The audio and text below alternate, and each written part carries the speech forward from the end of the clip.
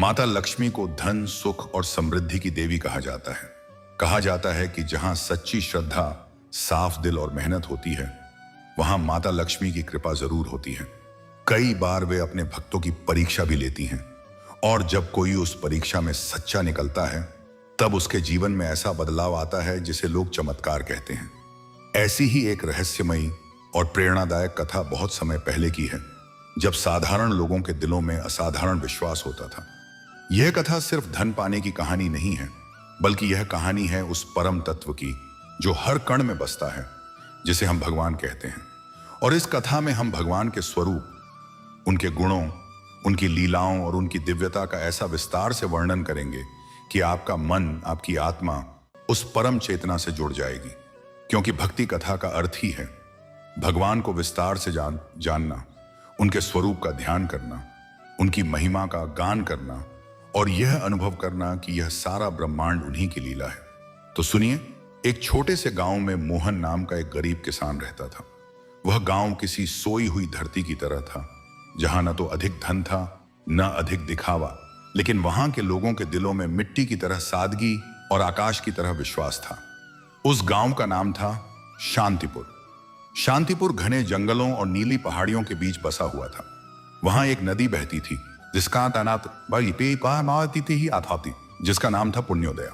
कहा जाता था कि जो भी उस नदी के पानी में सच्चे मन से डुबकी लगाता है, उसके पाप धुल जाते हैं।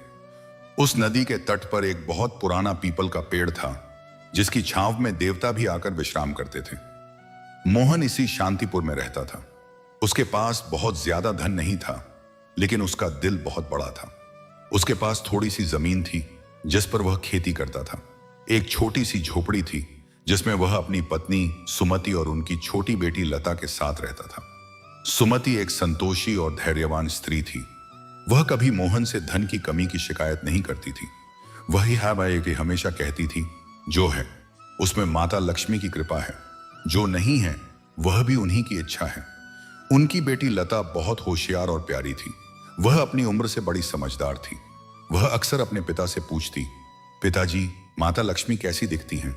और मोहन मुस्कुराकर कहता, बेटा, वह हर उस चेहरे पर दिखती हैं जो मुस्कुराता है। वह हर उस हाथ में रहती हैं जो दूसरों को देता है। वह हर उस घर में रहती हैं जहां सच्चाई होती है। मोहन हर शुक्रवार को अपने घर की साफ सफाई करता, एक छोटा सा दीपक जलाता, माता लक्ष्मी की पूजा करता। उसके पास सोने चांदी की कोई मूर्ति नहीं थी। उसने मिट्टी से माता लक्ष्मी की एक बहुत ही सुंदर और सादगी भरी प्रतिमा बनाई थी। उस प्रतिमा को वह रोज गंगा जल से स्नान कराता, उसे फूल चढ़ाता और कहता, हे माता, तुम साक्षात जगत जननी हो। तुम वैष्णवी शक्ति हो जो स्वयं भगवान विष्णु के हृदय में निवास करती हो। तुम वरदायिनी हो, अभयदायिनी हो। अब हम भगवान के विस्तार को समझें। इस सृष्टि का मूल कारण क्या है? यह ब्रह्मांड, ये तारे, ये ग्रह, ये नदियां, ये पर्वत, ये जीव जंतु, ये मनुष्य, इन सब के पीछे एक परम शक्ति है। वेद कहते हैं, एकाई घासा मानिम एकम सद्विप्रा बहुधा वदंती। परम सत्य एक है, विद्वान उसे अलग अलग नामों से पुकारते हैं। उसी एक परम सत्य को हम भगवान कहते हैं। भगवान के स्वरूप का वर्णन करना जितना सरल है, है उतना ही अखद भी है। वे सगुण हैं भी और निर्गुण भी। जब भक्त उन्हें अपने मन के अनुसार रूप देता है, तब वे उस रूप में प्रकट होते हैं, और जब भक्त उन्हें निराकार ज्योति के रूप में देखता है, तब वे उस ज्योति में होते हैं। हमारे पुराणों में भगवान के 3 प्रमुख स्वरूप बताए गए हैं, बमशुयन और बैशरम अब्रह्मा विष्णुमन अच्युतपशम सह विष्णु और महेश। ब्रह्मा जी इस सृष्टि के रचयिता हैं, विष्णु जी पालनहार हैं और शिव जी संहारक हैं। लेकिन ये तीनों उस एक परम ब्रह्म के ही अंश हैं। इस कथा में हम मुख्य रूप से भगवान विष्णु और उनकी शक्ति माता लक्ष्मी की बात करेंगे। भगवान विष्णु का स्वरूप अत्यंत दिव्य और मनोहारी है। वे शेषनाग की शैया पर योग निद्रा में लीन होते हैं।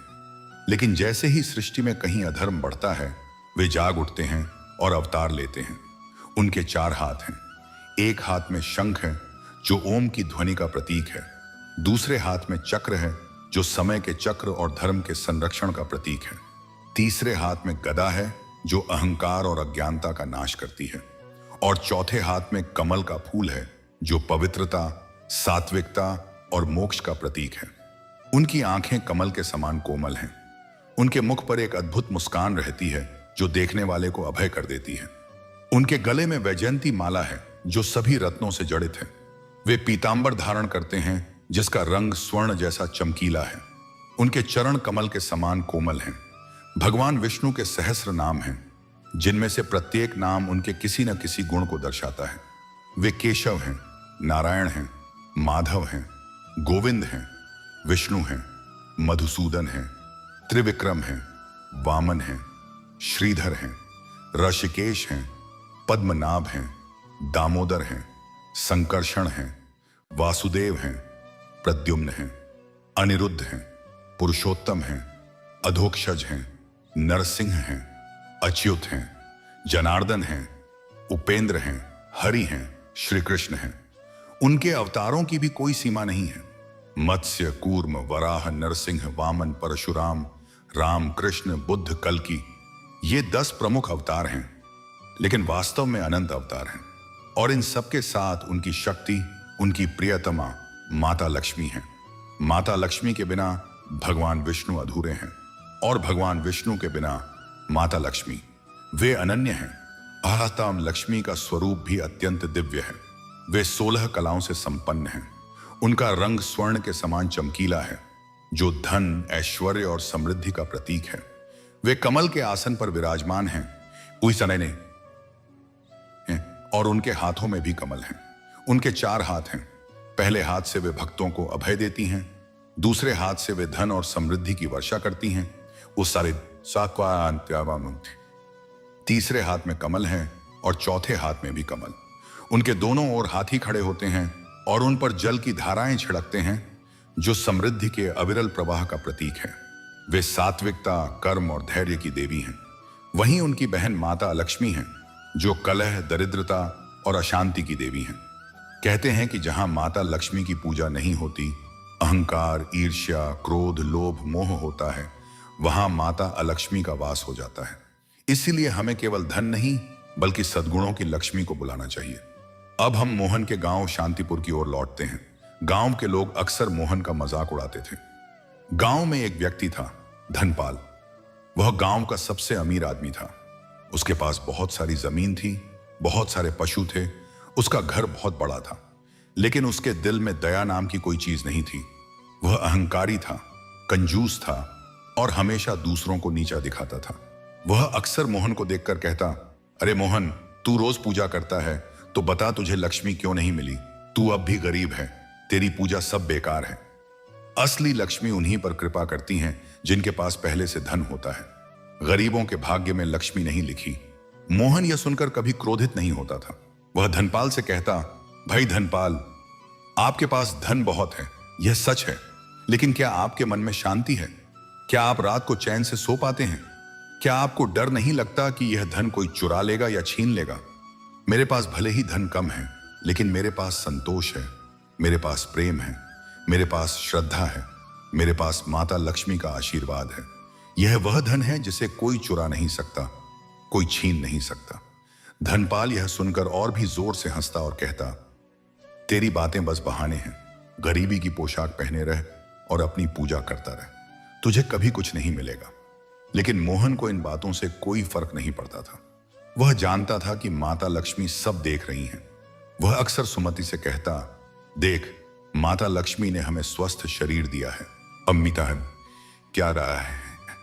हमें खाने को अन्न दिया है, हमें पीने को पानी दिया है, हमें रहने को एक छत दी है, हमें एक प्यारी बेटी दी है। यह सब उनकी कृपा नहीं है क्या? हम उनके ऋणी हैं।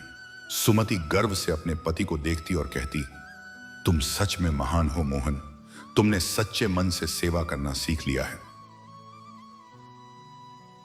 एक दिन की बात है। वह दिन था धनतेरस का। पूरा गांव रौनक में था। लोग नए बर्तन खरीद रहे थे, दिए खरीद रहे थे, अपने घरों को सजा रहे थे। धनपाल ने उस दिन सोने और चांदी के बर्तन खरीदे, कई दिए खरीदे और अपने पूरे घर को ऐसे सजाया जैसे कोई राजमहल हो। उसने ढोल नगाड़े बजवाए, पूरे गांव को दावत दी और हर किसी को अपनी दौलत का एहसास कराया। वह मोहन के पास आया और कहा, देख मोहन, तूने तो पूजा करके मुझसे अधिक लक्ष्मी बुला ली होगी। तेरे घर में क्या है? क्या लाया है तू धनतेरस पर? तेरे पास तो दिए जलाने के लिए तेल भी नहीं होगा। मोहन मुस्कुराया। उसने उस दिन कुछ खरीदा नहीं था, उसके पास पैसे नहीं थे, लेकिन उसने अपने हाथों से मिट्टी के बहुत सारे दिए बनाए थे। उसके पास तेल थोड़ा था, पर उसने ठान लिया था कि वह उस तेल से एक ही दिया जलाएगा, माता लक्ष्मी के सामने, पूरी श्रद्धा से। उसने घर की साफ सफाई की, उसने आंगन में रंगोली बनाई, उसने गोबर से लीपा। फिर उसने वह एक छोटा सा मिट्टी का दिया माता लक्ष्मी की प्रतिमा के सामने रखा, उसमें बत्ती रखी, तेल डाला और उसे जलाया। जैसे ही वह दिया जला, उसे ऐसा लगा जैसे पूरा घर प्रकाश से भर गया। उसकी आंखों में आंसू आ गए। उसने प्रार्थना की, हे मां, तुम जगत की जननी हो, तुम कमला हो, तुम पद्मा हो, तुम विष्णु प्रिया हो। मेरे पास तुम्हें देने के लिए कुछ नहीं है, सिर्फ मेरा सच्चा दिल है। मैं धन नहीं मांगता, मैं सुख नहीं मांगता, मैं तो बस तुम्हारे दर्शन चाहता हूं। मैं बस तुम्हारी कृपा का पात्र बनना चाहता हूं। हे मां, जो भी मेरे घर आए छाइखान स्वयं भूखा ना जाए, जो भी मेरे द्वार पर दस्तक दे खाली हाथ ना लौटे, यही मेरी तुमसे प्रार्थना है। उस रात मोहन ने खाना बनाया, बहुत साधारण सा खाना, चावल और दाल। उसने अपनी पत्नी और बेटी के साथ बैठकर भोजन किया। उसने माता लक्ष्मी को भी भोग लगाया। तभी अचानक दरवाजे पर दस्तक हुई। मोहन ने दरवाजा खोला तो देखा कि एक बूढ़ी औरत खड़ी है। वह बहुत दुबली पतली थी, उसके कपड़े फटे हुए थे, उसके हाथ में एक लकड़ी थी। उसके चेहरे पर थकान और भूख साफ झलक रही थी। उसने बड़ी कर्कश और रूखी आवाज में कहा, मुझे कुछ खाने को दो, मुझे बहुत भूख लगी है, मैं बहुत दूर से आ रही हूं, मैंने 3 दिन से कुछ नहीं खाया है। मोहन की पत्नी सुमति ने उस बूढ़ी औरत की ओर देखा। उसके मन में थोड़ी हिचक हुई। उसने सोचा, बस इतना ही खाना बचा है, कल के लिए क्या रखेंगे। लेकिन इससे पहले कि वह कुछ कहे, मोहन ने तुरंत कहा, माता जी, आप अंदर आइए, आप बिल्कुल चिंता ना करें, हम आपको खाना देते हैं।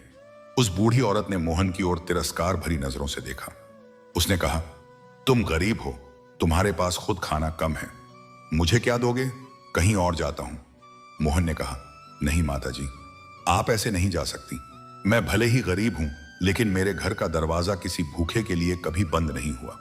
आप इंतजार कीजिए, मैं अभी लाता हूं। मोहन ने अंदर जाकर जो भी खाना बचा था वह सब एक पत्तल में निकाल लिया। उसने उस पत्तल में थोड़ी दाल, थोड़े चावल और एक रोटी रखी। वह बूढ़ी औरत को देने लगा, लेकिन उस बूढ़ी औरत ने वह पत्तल लेने से मना कर दिया। उसने कहा, मुझे यह नहीं चाहिए, मुझे तुम्हारे हाथों से बना हुआ खाना चाहिए। आप बस खाना चाहिए, तुम्हारे हाथों से परोसा हुआ खाना चाहिए, और मैं तुम्हारे साथ बैठकर खाऊंगी। तुम मेरे पास बैठो और मुझे प्रेम से खिलाओ। सुमति को यह बात अटपटी लगी। उसने सोचा, यह कैसी अजीब बूढ़ी औरत है, पहले से कुछ मिल रहा है, वह भी बिना कुछ किए, फिर भी शर्तें लगा रही हैं। लेकिन मोहन ने कोई शिकायत नहीं की। उसने कहा, माता जी, आप आइए, मैं आपके पास बैठता हूं, मैं आपको प्रेम से खिलाता हूं। मोहन ने बूढ़ी औरत को अपने पास बैठाया और अपने हाथों से उसे खाना खिलाने लगा। वह एक एक निवाला उसके मुंह में देता जा रहा था और उसकी आंखों से प्यार टपक रहा था। बूढ़ी औरत खा रही थी और खाते खाते उसकी कर्कश आवाज धीरे धीरे कोमल होने लगी। उसके चेहरे पर जो रूखापन था वह पिघलने लगा। जब उसने खाना खत्म किया तो उसने मोहन की ओर देखा। उसकी आंखों में नमी थी। उसने कहा, बेटा, तुमने मेरी सेवा की, तुमने बिना किसी शर्त के मुझे खाना खिलाया, तुमने मुझे प्रेम दिया। बहुत कम लोग ऐसा करते हैं। आज से पहले बहुत से लोगों के दरवाजे पर गया, बस दिया है, लेकिन किसी ने मुझे अपने दिल से नहीं बुलाया, किसी ने मुझे प्रेम से नहीं खिलाया। तुमने वह किया जो बहुत कम लोग कर पाते हैं। मोहन ने कहा, माता जी, मैंने तो बस अपना धर्म निभाया है। हमारे शास्त्र कहते हैं कि अतिथि देवो भव, आप मेरे लिए साक्षात माता लक्ष्मी हैं। यह सुनकर बूढ़ी औरत जोर से हंसी। उसकी हंसी इतनी शक्तिशाली थी कि पूरा कमरा गूंज गया। उसने कहा, तूने सच कहा बेटा, तूने सच पहचान लिया। अब कथा में सबसे बड़ा चमत्कार होने वाला था। वह बूढ़ी औरत धीरे धीरे उठी। उसने अपनी लकड़ी जमीन पर पटकी और फिर जो हुआ वह देखते ही बनता है। उस बूढ़ी औरत के फटे पुराने कपड़े धीरे धीरे स्वर्ण के वस्त्रों में बदलने लगे। उसका झुका हुआ शरीर सीधा और दिव्य होने लगा। उसके चेहरे से बुढ़ापा उतर गया। उसके हाथों में कमल के फूल प्रकट हो गए। उसके चारों ओर एक अपार सुनहरी रोशनी फैल गई। मोहन, सुमति और लता ने यह देखा तो उनकी आंखें चकाचक रह गईं। वह साधारण बूढ़ी औरत कोई और नहीं बल्कि स्वयं माता लक्ष्मी थी। हां, वही जगत जननी, वही कमलासना, वही श्री, वही विष्णुप्रिया। मोहन तुरंत उनके चरणों में गिर पड़ा। उसकी आंखों से खुशी के आंसू बह रहे थे। उसने कहा, हे मां, तुम साक्षात आ गई। मैं धन्य हो गया, मेरा जीवन सफल हो गया। मुझे इस जन्म में और कुछ नहीं चाहिए। सुमति और लता भी रो रही थीं। लता ने माता लक्ष्मी के चरण छूते हुए कहा, मां, कुछ आओ बाब, क्या तुम वही हो जो हमारे पिताजी रोज पूजा करते हैं? माता लक्ष्मी ने लता के सिर पर हाथ रखा और कहा, हाँ बेटा, मैं वही हूं और तुम्हारे पिताजी ने आज मुझे सच्चे दिल से पुकारा, इसलिए मुझे आना ही पड़ा। फिर माता लक्ष्मी ने मोहन से कहा, बेटा मोहन, उठो, मैं तुमसे बहुत प्रसन्न हूं। मैं कई दिनों से तुम्हारी परीक्षा ले रही थी। मैंने जानना था कि तुम्हारी श्रद्धा सच्ची है या केवल दिखावा। मैंने तुम्हें गरीब रखा, मैंने तुम्हें भूखा रखा, मैंने तुम्हारे साथ लोगों को तुम्हारा मजाक उड़ाने दिया, लेकिन तुम कभी डिगे नहीं। तुम्हारे पास धन नहीं था, फिर भी तुम्हारा दिल उदार था। तुम्हारे पास भोजन कम था, फिर भी तुमने भूखे को खिलाया। तुम्हारे पास अपने लिए मुश्किल से कुछ था, फिर भी तुमने दूसरों के लिए अपना सब कुछ लुटा दिया। यही असली लक्ष्मी है, यही असली समृद्धि है। जहां ऐसा दिल होता है, वहां लक्ष्मी अपने आप चली आती हैं। माता लक्ष्मी ने अपने हाथों में से एक कमल का फूल निकालकर मोहन को दिया। उन्होंने कहा, यह कमल मैं तुम्हें दे रही हूं। जब तक यह तुम्हारे पास रहेगा, तुम्हारे घर में कभी धन, अन्न और सुख की कमी नहीं होगी। लेकिन याद रखना, यह केवल तब तक है जब तक तुम इस कमल के समान पवित्र और निस्वार्थ बने रहोगे। जिस दिन तुम में अहंकार आएगा, लोभ आएगा, ईर्ष्या आएगी, उस दिन यह कमल मुरझा जाएगा और तुमसे दूर चला जाएगा। मोहन ने कहा, हे मां, मैं आपका यह वरदान कभी नहीं भूलूंगा। मैं हमेशा वैसा ही बना रहूंगा जैसा आज हूं। माता लक्ष्मी ने सुमति की ओर देखा। सुमति ने भी चरण छुए। माता लक्ष्मी ने कहा, तुम बहुत भाग्यशाली हो सुमति। तुम्हें ऐसा पति मिला है जो सच्चा है। तुमने भी कभी उसे धन की कमी के लिए नहीं उलाहना दिया। तुमने उसका साथ दिया। तुम भी मेरी पुत्री हो। फिर माता लक्ष्मी ने लता की ओर देखा। उन्होंने लता को आशीर्वाद दिया, बेटा, तुम बड़ी होकर बहुत विद्वान और साध्वी बनोगी। तुम्हारी कीर्ति चारों दिशाओं में फैलेगी। इतना कहकर माता लक्ष्मी धीरे धीरे उस दिव्य प्रकाश में विलीन होने लगी। लेकिन जाते जाते उन्होंने एक बात और कही, मोहन, मैं आने वाले समय में फिर से तुम्हारी परीक्षा लूंगी। देखूंगी कि तुम सच्चे रहते हो या नहीं। तैयार रहना। और फिर वह चली गई। कमरे में केवल वह कमल का फूल रह गया, उस जो सुनहरी रोशनी से चमक रहा था। अगले ही दिन से मोहन के जीवन में परिवर्तन शुरू हो गया। वह कमल का फूल उसने अपनी पूजा की जगह पर रख दिया। उसने सोचा कि यह कोई साधारण फूल नहीं है, यह स्वयं माता लक्ष्मी का प्रतीक है। जैसे ही सुबह हुई, मोहन अपने खेत पर गया। उसने देखा कि उसके खेत में पहले से कहीं अधिक हरियाली थी। जो पौधे कल तक सूख रहे थे, वे आज लहलहा रहे थे।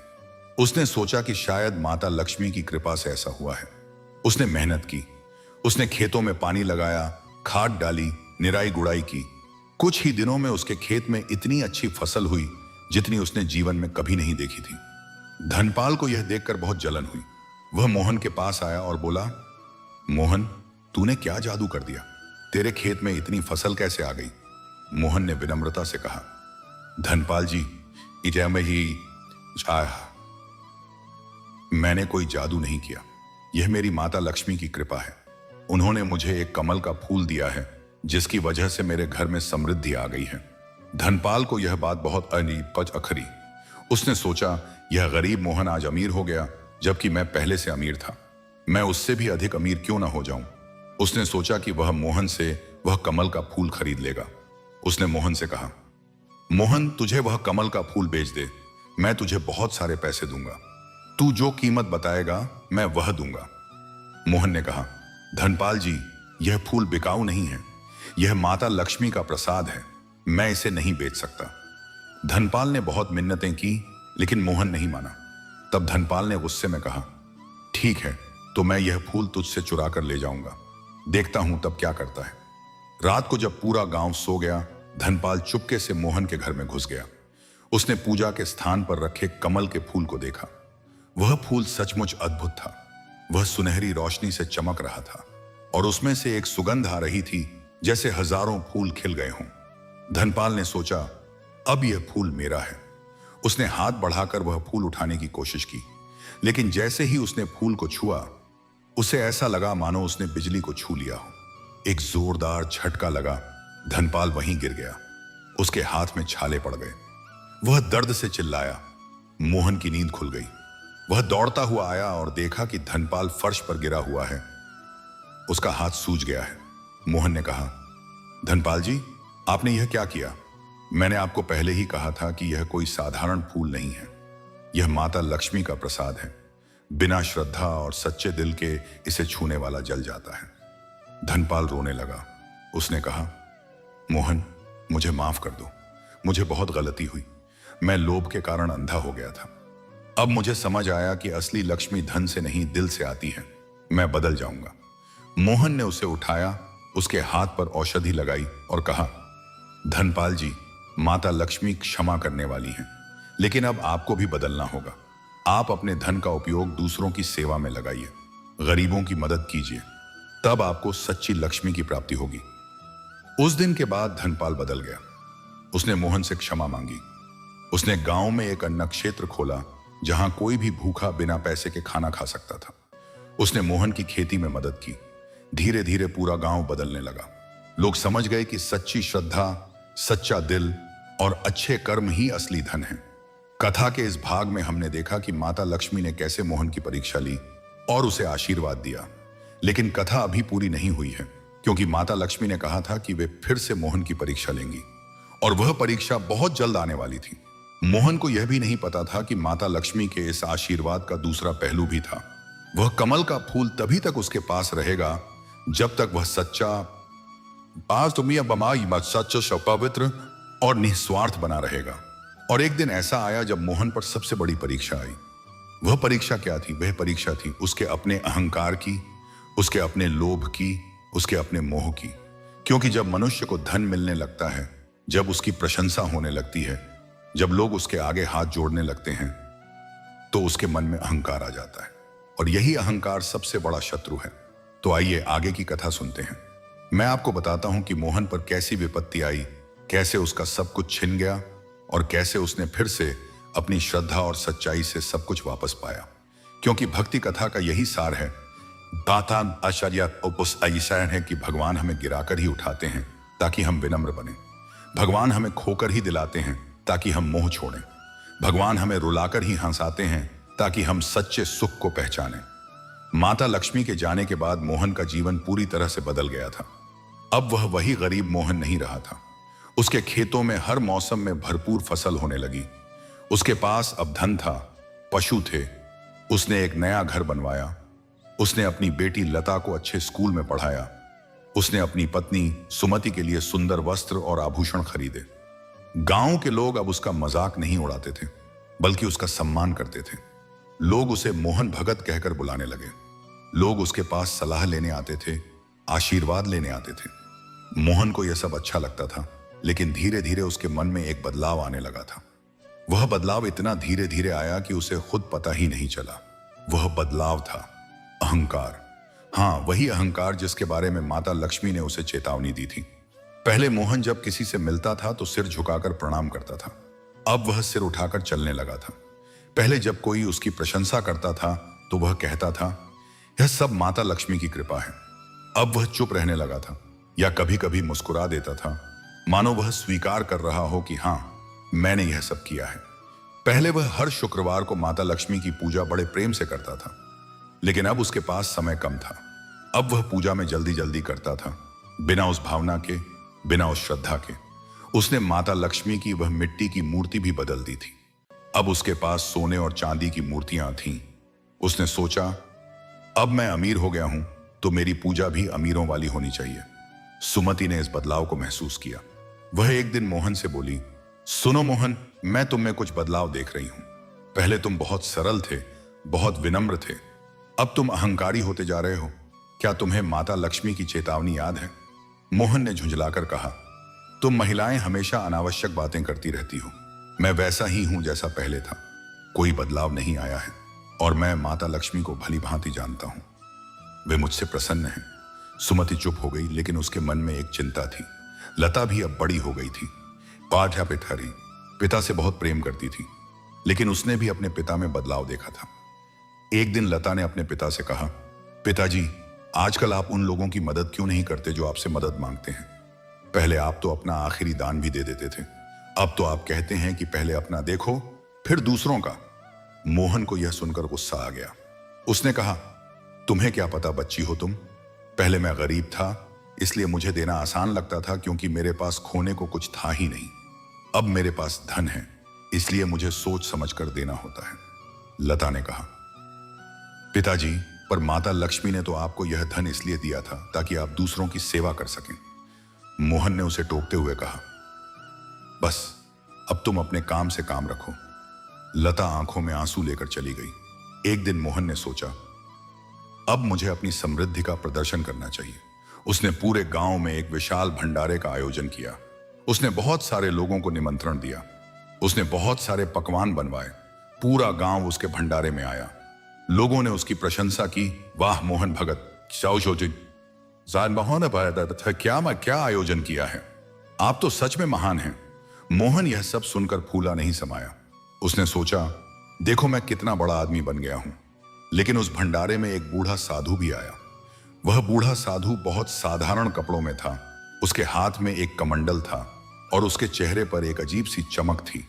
वह साधु सीधा मोहन के पास आया और बोला, बेटा, तुमने बहुत अच्छा भंडारा किया है, लेकिन मैं तुमसे कुछ पूछना चाहता हूं। मोहन ने कहा, बोलिए महाराज। साधु ने कहा, यह सब धन तुम्हें कैसे मिला और इस धन को पाकर तुम क्या बन गए? मोहन ने थोड़ा गर्व से कहा, महाराज, यह सब माता लक्ष्मी की कृपा है और मैं तो वैसा ही हूं जैसा पहले था। साधु मुस्कुराया। उसने कहा, बेटा, झूठ मत बोलो, तुम पहले जैसे नहीं रहे। पहले तुम सच्चे थे, अब तुम दिखावा करते हो। पहले तुम नम्र थे, अब तुम अहंकारी हो। पहले तुम सेवक थे, अब तुम स्वामी बनना चाहते हो। सावधान रहो, माता लक्ष्मी सब देख रही हैं। यह सुनकर मोहन को बहुत गुस्सा आया। उसने साधु से कहा, तुम कौन होते हो मुझे सिखाने वाले? मैं स्वयं माता लक्ष्मी का भक्त हूं। मुझे अच्छी तरह पता है कि क्या करना है। तुम अपनी राह देखो। साधु ने कोई उत्तर नहीं दिया। वह चुपचाप वहां से चला गया। लेकिन जाते जाते उसने कहा, बेटा, जिस दिन तुम्हारा कमल का फूल मुरझा जाएगा, उस दिन तुम्हें अपनी गलती का एहसास होगा। मोहन ने उस साधु की बात को नजरअंदाज कर दिया। उसने सोचा, वह यह कोई पागल साधु है। उस रात मोहन को नींद नहीं आई। उसने सोचा, क्या वाकई मैं बदल गया हूं? लेकिन उसने अपने मन को समझा दिया कि नहीं, मैं वैसा ही हूं। सुबह उठकर वह हमेशा की तरह अपने पूजा स्थान पर गया। उसने देखा कि माता लक्ष्मी का वह दिव्य कमल का फूल जो पिछले कई महीनों से वैसा ही ताजा और चमकीला था, आज थोड़ा मुरझा गया था। उसकी चमक कम हो गई थी। मोहन घबरा गया। उसने सोचा, कहीं ऐसा तो नहीं कि मैंने कोई गलती कर दी। लेकिन फिर उसने सोचा, शायद फूल का स्वभाव होता है कि वह धीरे धीरे मुरझा जाता है। मैं इसे संभाल लूंगा। उसने फूल पर जल छिड़का, उसे साफ किया, लेकिन फूल पहले जैसा नहीं हुआ। अगले दिन वह और अधिक मुरझा गया। उसके बाद के दिनों में मोहन के जीवन में एक के बाद एक विपत्तियां आनी शुरू हो गईं। पहले उसके खेतों में कीड़े लग गए, फसल बर्बाद हो गई। फिर उसके पशु बीमार पड़ गए। एक एक करके सब मरने लगे। फिर उसके घर में चोरी हो गई। उसका सारा गहना, सारा नगद चला गया। फिर उसकी पत्नी सुमति बीमार पड़ गई। उसके इलाज में बहुत पैसे लग गए। फिर उसकी बेटी लता की पढ़ाई छूट गई क्योंकि फीस नहीं भर पा रहा था। मोहन ने जितनी कोशिश की, जितना प्रयास किया, उसका कुछ भी ठीक नहीं हुआ। उसने सोचा, शायद यह माता लक्ष्मी की परीक्षा है। उसने और अधिक पूजा करनी शुरू कर दी। उसने दान देना शुरू कर दिया, लेकिन अब उसके पास दान देने के लिए कुछ बचा ही नहीं था। एक दिन वह निराश होकर अपने पूजा स्थान पर गया। उसने देखा कि वह कमल का फूल पूरी तरह से मुरझा चुका था। वह काला पड़ चुका था। उसकी पंखुड़ियां झड़ गई थीं। मोहन के आंसू निकल पड़े। वह जोर जोर से रोने लगा। वह माता लक्ष्मी से प्रार्थना करने लगा, हे मां, मैंने क्या गलती की? मैं तो तुम्हारा सच्चा भक्त था। मैंने हमेशा तुम्हारी पूजा की। तुमने मुझे सब कुछ दिया था और अब सब कुछ छीन लिया। यह कैसी न्याय है? तभी उसे उस साधु की बात याद आई जिसने भंडारे में कहा था, जिस दिन तुम्हारा कमल का फूल मुरझा जाएगा उस दिन तुम्हें अपनी गलती का एहसास होगा। मोहन के मन में एक विचार आया, क्या वाकई मैंने कोई गलती की है? उसने अपने पिछले दिनों के बारे में सोचना शुरू किया। उसे याद आया कि कैसे वह अहंकारी हो गया था, कैसे वह घमंड करने लगा था, कैसे उसने लोगों की मदद करना कम कर दिया था, कैसे उसने माता लक्ष्मी को भूलकर केवल अपने आप को याद किया था। उसे अपनी सारी गलतियों का एहसास हुआ। वह अपने आप पर रोया। उसने कहा, हे मां, मैं बहुत मूर्ख था। मैंने तुम्हारी चेतावनी को नजरअंदाज कर दिया। मैंने अपने अहंकार में अपना सब कुछ खो दिया। अब मुझे माफ कर दो। मैं वादा करता हूं कि अब कभी अहंकार नहीं करूंगा। अब मैं वैसा ही रहूंगा जैसा पहले था, सरल, नम्र और निस्वार्थ। उसने उस मुरझाए हुए कमल के फूल को अपने हाथों में लिया और उसे अपने हृदय से लगा लिया। उसने कहा, हे मां, यह फूल मैं तुम्हें लौटा रहा हूं। मुझे किसी फूल की जरूरत नहीं है। मुझे तो बस तुम्हारी कृपा चाहिए, तुम्हारा आशीर्वाद चाहिए। मैंने तुमसे धन मांगा था, लेकिन अब मैं समझ गया कि असली धन तो विनम्रता है, सच्चाई है, दया है। यही मेरे लिए पर्याप्त है। जैसे ही मोहन ने यह कहा, उसे एक अद्भुत अनुभव हुआ। उसने देखा कि उसके सामने एक दिव्य प्रकाश फैल गया। उस प्रकाश में से माता लक्ष्मी प्रकट हुई। इस बार वे बूढ़ी औरत के रूप में नहीं थीं, बल्कि अपने पूरे दिव्य स्वरूप में थीं। उनके चारों ओर सुनहरी रोशनी थी। उनके हाथों में कमल थे, उनके दोनों ओर हाथी थे और उनके चेहरे पर एक अद्भुत करुणा थी। मोहन उनके चरणों में गिर पड़ा। उसने कहा, हे मां, तुम फिर से आई। मैं कितना भाग्यशाली हूं। मैं तुम्हारा ऋणी हूं। माता लक्ष्मी ने मुस्कुराकर कहा, मोहन, मैं तुमसे बहुत प्रसन्न हूं। मैंने जानबूझकर तुम्हें अहंकारी बनने दिया। मैंने जानबूझकर तुमसे सब कुछ छीन लिया, क्योंकि मैं चाहती थी कि तुम अपनी गलती खुद समझो। तुमने समझ लिया। अब मैं तुम्हें एक और मौका देती हूं। मैं तुम्हें फिर से सब कुछ दूंगी, और लेकिन इस बार शर्त यह है कि तुम हमेशा याद रखोगे कि यह सब मेरा है, तुम्हारा कुछ भी नहीं है। तुम केवल एक माध्यम हो, एक सेवक हो। तुम धन के मालिक नहीं हो, केवल धन के रखवाले हो। मोहन ने कहा, हे मां, मैं यह वादा करता हूं, मैं हमेशा याद रखूंगा। माता लक्ष्मी ने अपने हाथ में से एक कमल का फूल निकाला और मोहन को दिया।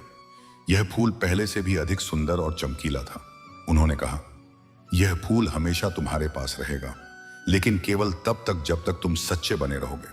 और अब मैं तुमसे एक और वादा करती हूं, जब भी तुम सच्चे मन से मुझे पुकारोगे, मैं कभी जरूर आऊंगी। हो सकता है कि मैं उसी रूप में ना आऊं जैसा तुम सोचते हो, लेकिन मैं किसी ना किसी रूप में जरूर आऊंगी। यह मेरा वचन है। माता लक्ष्मी ने मोहन को आशीर्वाद दिया और फिर अंतर्ध्यान हो गई। अगले दिन से फिर से मोहन के जीवन में सब कुछ ठीक होने लगा, लेकिन इस बार मोहन पूरी तरह से बदल चुका था। उसने फिर से वैसा ही सादगी भरा जीवन जीना शुरू कर दिया। उसने सोने चांदी की मूर्तियां बेच दी और फिर से मिट्टी की मूर्ति बना ली। उसने अपना बड़ा घर बेच दिया और फिर से उसी छोटी सी झोपड़ी में रहने लगा। उसने सबको बताया कि असली सुख सादगी में है, दिखावे में नहीं। गांव के लोग उसे देखकर हैरान थे। उन्होंने पूछा, मोहन, तुम्हारे पास इतना धन है, फिर भी तुम ऐसे क्यों रहते हो? मोहन ने कहा, मैं धन का मालिक नहीं हूं, मैं तो केवल रखवाला हूं। धन का उपयोग सेवा के लिए होना चाहिए,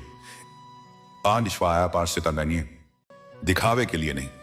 मोहन ने अपने धन का उपयोग गांव में एक स्कूल खोलने में किया, एक अस्पताल खोलने में किया और एक अन्न क्षेत्र खोलने में किया। वह हर जरूरतमंद की मदद करता था, लेकिन कभी अपना नाम नहीं बताता था। वह चुपके चुपके दान करता था ताकि किसी को पता ना चले। उसकी पत्नी सुमति और बेटी लता भी उसके साथ थीं। लता ने बड़े होकर डॉक्टर बनने का संकल्प लिया और उसी अस्पताल में सेवा करने लगी। सुमति ने स्कूल में बच्चों को पढ़ाना शुरू कर दिया। कथा में अब हम भगवान के एक और विस्तार को समझें। भगवान केवल मंदिरों में नहीं होते, वे तो हर जगह होते हैं। वे हर पत्थर में, हर पत्ते में, हर बूंद में, हर सांस में होते हैं। भगवान को देखने के लिए हमें कहीं जाने की जरूरत नहीं है, बस अपने अंदर झांकने की जरूरत है। जब हम किसी भूखे को अन्न देते हैं, बाद ही वह भगवान की सेवा है। जब हम किसी रोगी को दवा देते हैं, आंधी वह भगवान की सेवा है। जब हम किसी दुखी को सांत्वना देते हैं, तो वह भगवान की सेवा है। जब हम किसी अजनबी की मदद करते हैं तो वह भगवान की सेवा है, क्योंकि भगवान ने कहा है, जो मुझे प्रेम करता है वह मेरी सृष्टि को प्रेम करता है, जो मेरी सृष्टि की सेवा करता है वह मेरी सेवा करता है। हमारे शास्त्रों में भगवान के 9 प्रकार के भक्ति मार्ग बताए गए हैं। श्रवण, कीर्तन, स्मरण, पाद सेवन, अर्चन, वंदन, दास्य, सख्य और आत्मनिवेदन। मोहन ने इन सभी मार्गों को अपनाया। वह सुबह उठकर भगवान के नाम का स्मरण करता, वह भजन कीर्तन करता, वह माता लक्ष्मी के चरणों की सेवा करता, वह उनकी पूजा अर्चना करता, वह उन्हें प्रणाम करता, वह उनका दास बनकर रहता, वह उन्हें अपना सखा मानता और अंत में उसने अपना सब कुछ उन्हें समर्पित कर दिया। उसने कहा, मैं कुछ नहीं हूं, सब कुछ तुम हो। मैंने कुछ नहीं किया, सब तुमने किया। यही सच्ची भक्ति है। कथा आगे भी बढ़ती है। मोहन को एक और परीक्षा का सामना करना पड़ा।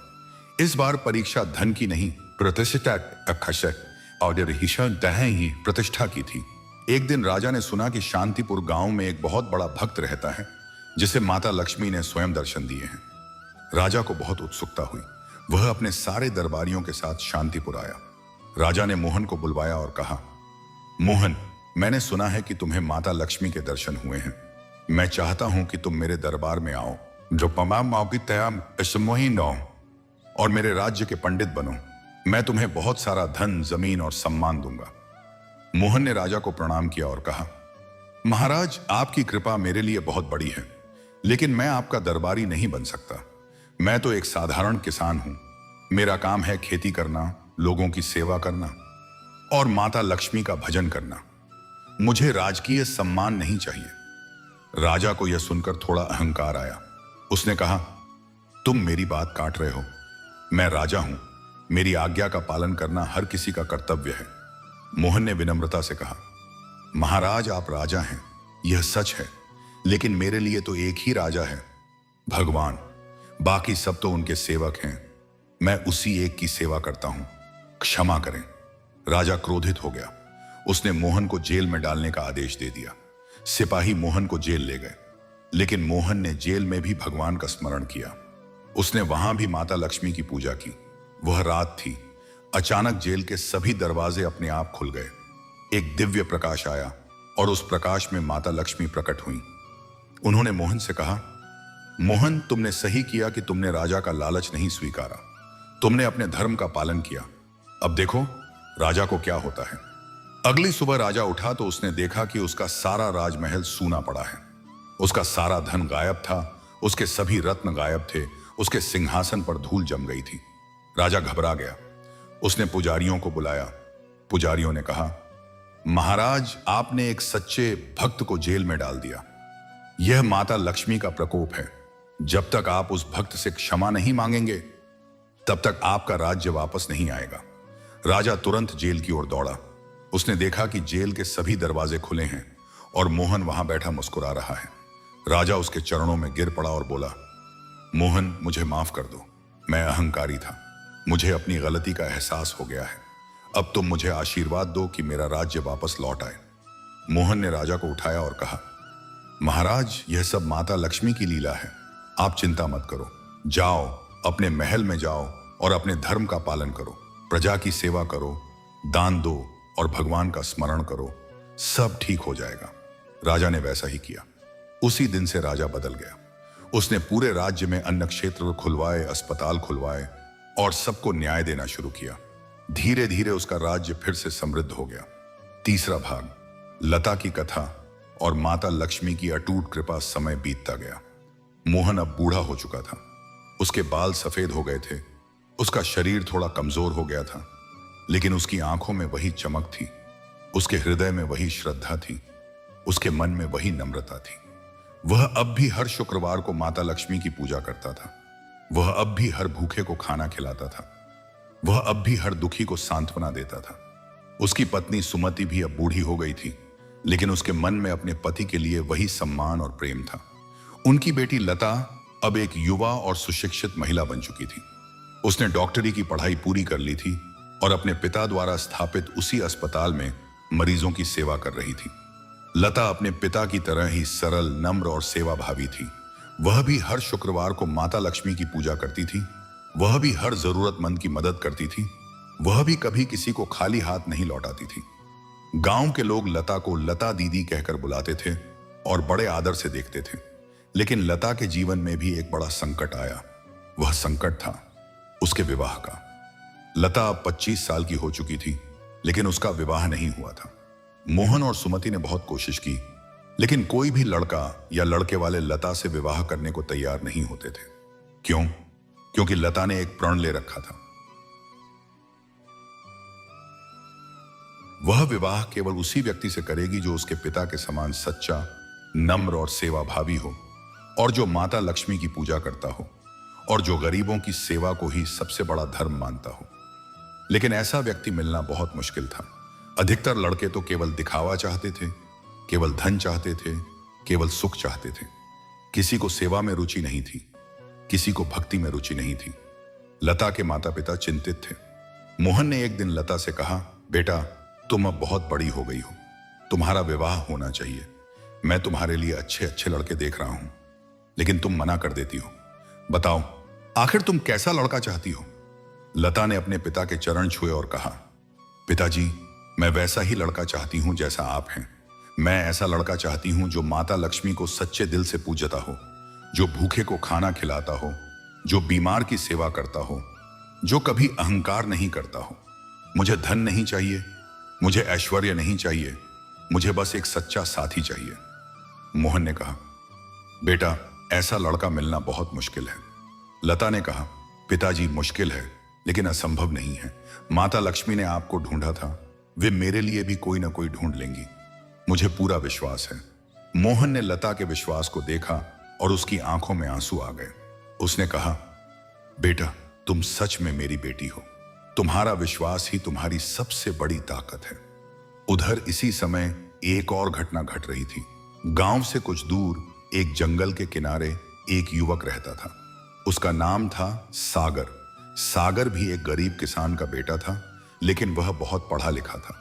उसने अपने गांव में ही एक छोटा सा स्कूल खोल रखा था, जहां वह गरीब बच्चों को मुफ्त में पढ़ाता था। सागर भी माता लक्ष्मी का परम भक्त था। वह हर शुक्रवार को सुबह जल्दी उठता, स्नान करता, अपने घर की साफ सफाई करता, माता लक्ष्मी की मिट्टी की मूर्ति बनाता, उसका आता था और उनकी पूजा करता था। उसके पास भी बहुत धन नहीं था, लेकिन उसका दिल बहुत बड़ा था। वह जो भी कमाता था, उसका अधिकांश हिस्सा गरीब बच्चों की पढ़ाई पर खर्च कर देता था। उसके पास अपने लिए बहुत कम बचता था। लोग उसका मजाक उड़ाते थे। चौथा चाया, अरे सागर, तू पढ़ा लिखा है तो कोई अच्छी नौकरी क्यों नहीं कर लेता? तू अमीर क्यों नहीं बन जाता? तू इन गरीब बच्चों को पढ़ाकर क्या पाएगा? सागर मुस्कुराकर कहता, मुझे कुछ नहीं चाहिए, मुझे बस इन बच्चों के चेहरे पर मुस्कान देखनी है, यही मेरी सबसे बड़ी समृद्धि है।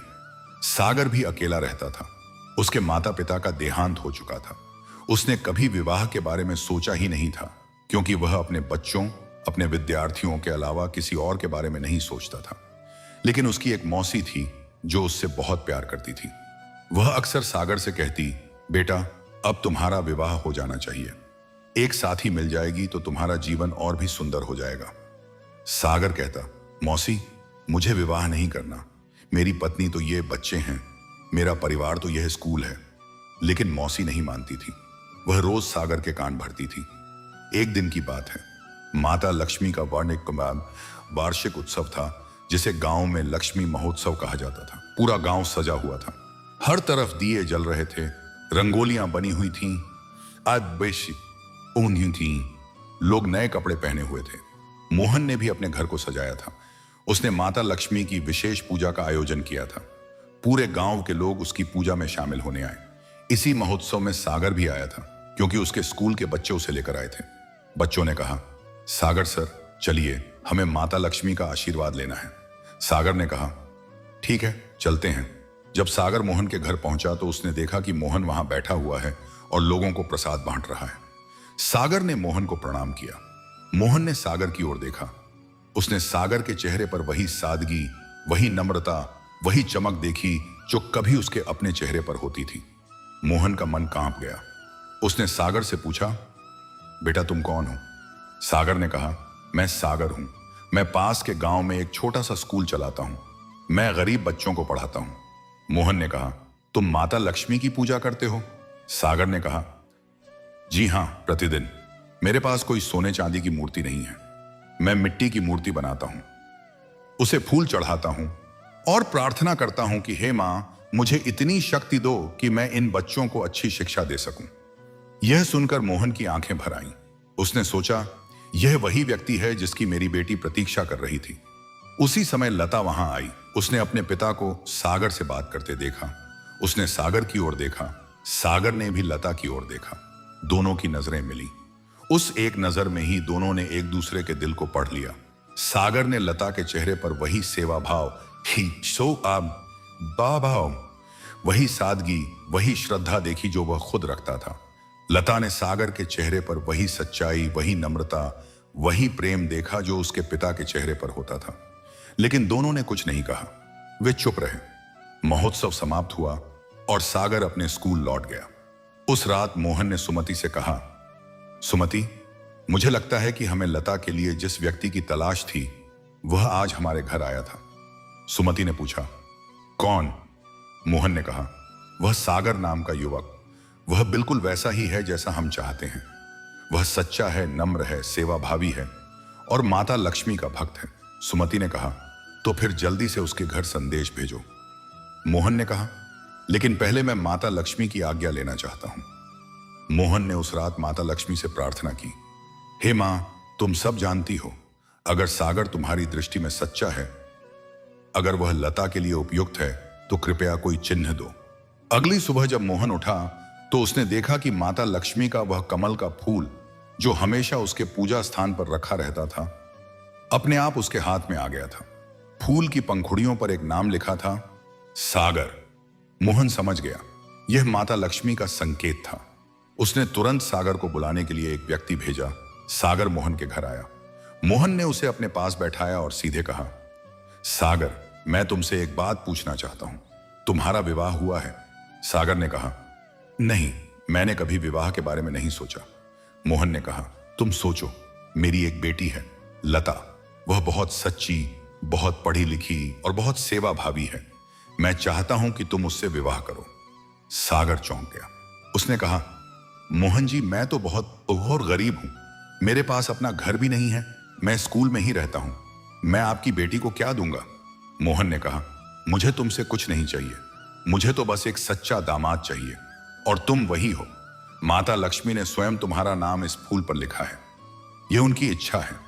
सागर ने फूल को देखा। उसकी आंखों में आंसू आ गए। उसने कहा, मोहन जी, मैं इस योग्य नहीं हूं, लेकिन अगर माता लक्ष्मी की यही इच्छा है तो मैं उनकी आज्ञा का पालन करूंगा। विवाह की तैयारियां होने लगी। पूरे गांव में खुशी थी, लेकिन लता के मन में एक प्रश्न था। वह सागर से मिली और श्याम से चैन पाई और उसने पूछा, सागर, क्या तुम माता लक्ष्मी की पूजा करते हो?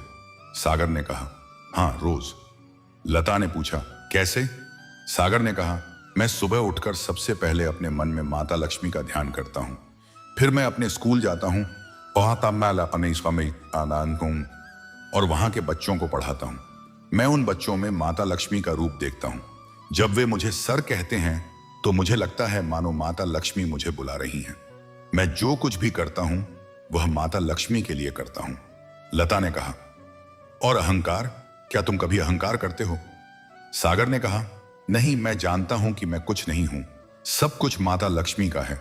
मैं तो बस उनका एक छोटा सा सेवक हूं। लता मुस्कुराई। उसे अपने पिता की याद आ गई। उसने कहा, तुम बिल्कुल मेरे पिता जैसे हो। सागर ने कहा, तुम्हारे पिता बहुत महान हैं। मैं उनके जैसा बनना चाहता हूं। लता ने कहा, तुम पहले से ही वैसे हो। विवाह बहुत धूमधाम से हुआ। पूरे गांव ने इस विवाह का आशीर्वाद दिया। राजा भी इस विवाह में शामिल हुआ। उसने मोहन को बधाई दी और कहा, मोहन, तुमने सच्चे भक्त की पहचान कर ली।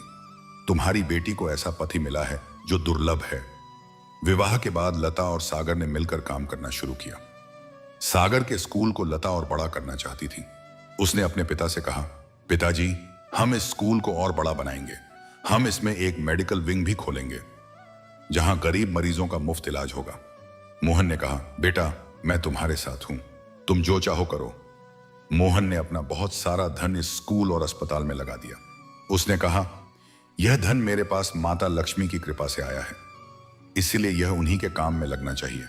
स्कूल और अस्पताल बनकर तैयार हो गए। लता ने वहां डॉक्टर के रूप में सेवा देना शुरू कर दिया। सागर ने वहां शिक्षक के रूप में सेवा देना शुरू कर दिया। दोनों ने मिलकर एक ऐसा आदर्श स्थान बनाया जहां शिक्षा और स्वास्थ्य दोनों मुफ्त में उपलब्ध थे। अब कथा में हम भगवान के एक और विस्तार को समझें। भगवान के स्वरूप को समझने के लिए हमें भक्ति के 9 सोपानों को समझना होगा, जिन्हें नवधा भक्ति कहा जाता है। पहला है श्रवण, भगवान की कथाओं, लीलाओं और महिमा को सुनना। मोहन ने बचपन से ही माता लक्ष्मी की कथाएं सुनी थी। उसने सुना था कि माता लक्ष्मी समुद्र मंथन से प्रकट हुई थी, नहीं थी, और उन्होंने स्वयं भगवान विष्णु को अपने पति के रूप में चुना था। उसने सुना था कि जब भी कोई भक्त सच्चे मन से उन्हें पुकारता है, वह दौड़ी चली आती हैं।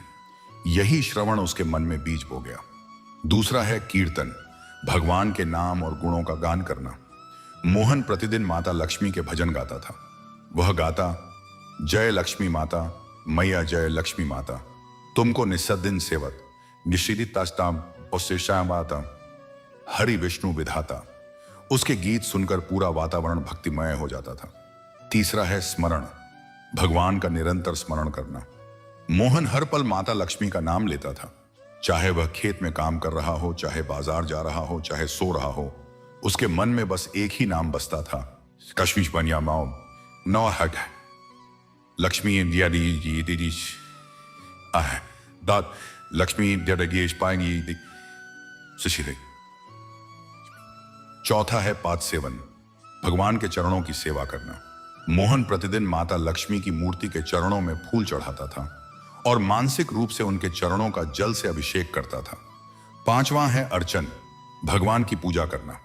मोहन ने कभी भी अपनी पूजा नहीं छोड़ी, चाहे कितनी भी मुश्किल क्यों ना आए, वह हर शुक्रवार को पूजा अवश्य करता था। छठा है वंदन, भगवान को प्रणाम करना। मोहन सुबह उठते ही पहले माता लक्ष्मी को प्रणाम करता था, फिर अपने माता पिता को, फिर अपने गुरु को, फिर सभी बड़ों को। सातवां है दास्य, भगवान का दास बनकर रहना। मोहन ने कभी भी खुद को स्वामी नहीं समझा। वह हमेशा कहता था, मैं माता लक्ष्मी का दास हूं, उनका सेवक हूं, जो वे कहेंगी मैं वही करूंगा। आठवां है सख्य, भगवान को अपना मित्र, अपना सखा मानना। मोहन ने माता लक्ष्मी को केवल देवी के रूप में नहीं, बल्कि अपनी सखी, अपनी मित्र के रूप में भी देखा। वह उनसे बातें करता था, उन्हें अपने दुख सुख सुनाता था। और नौवां है आत्मनिवेदन, अपने आप को पूरी तरह से भगवान को समर्पित कर देना। मोहन ने अंततः अपना सब कुछ माता लक्ष्मी को समर्पित कर दिया। उसने कहा, मैं तुम्हारा हूं, तुम्हारा ही रहूंगा, मेरा कुछ भी नहीं है। यही सच्ची भक्ति है। अब कथा में एक और घटना घटती है। एक दिन मोहन बहुत बीमार हो गया। उसकी उम्र अब 80 वर्ष की हो चुकी थी। उसका शरीर पूरी तरह से कमजोर हो गया था।